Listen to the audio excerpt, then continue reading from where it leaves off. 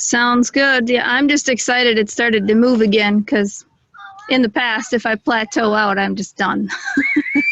Sure, sure. I was getting a little nervous. Yes. Okay, well, I'm glad that you said that too, and I'm going to hit on that as well. You guys, plateaus are actually a normal part of the process and a good part of the process. I know and they're also the most frustrating, but here's the thing. Someone unmute yourself, not Cheryl. Someone unmute yourself and tell me, what is the motto of Calories and Confidence? What is one thing that we are aiming for throughout this process? Keeping calories as high as possible for as long as possible. Boom. Thank you, Cass. Keep calories as high as possible for as long as possible. Now here's the question. How do you know when you have achieved keeping your calories as high as possible for as long as possible? How do you know when the for as long as possible has been reached?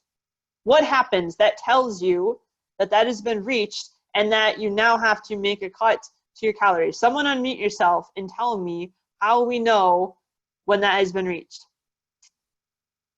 And if no one does, I'm going to pick on someone who I know knows the answer. No one? Okay, I'll give you a hint. It's the whole reason that we talked about this. What were you just saying that you were frustrated about? Cheryl was just saying she was frustrated because she hit a what? John? John, I can see that you're unmuted, but I can't actually hear you. There we go. Now I can hear you. Okay, she hit a plateau. Yes.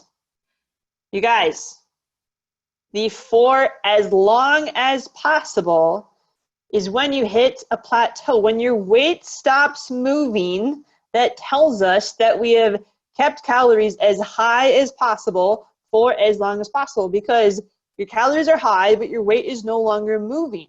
Therefore, if we want to continue seeing results, we have to make an intentional cut.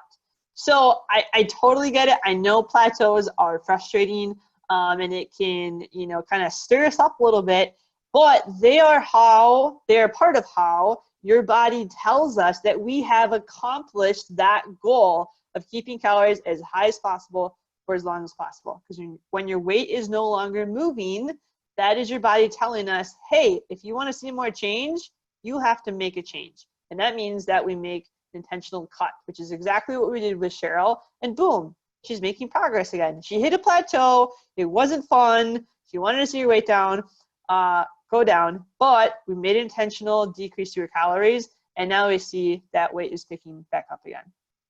So just some encouragement to you guys and a reminder that this is the process. And with that said, it doesn't always happen. There are plenty of times where people never see a plateau. And I will tell you this, the more consistent you are, your type A, perfectionist kind of personality are typically the people who experience that, which is also kind of the smaller category of people. Usually at some point, most people will experience a plateau. So just know that that's not a bad thing. And it's just your body telling us that, hey, it's time to make a change so we can continue seeing more progress.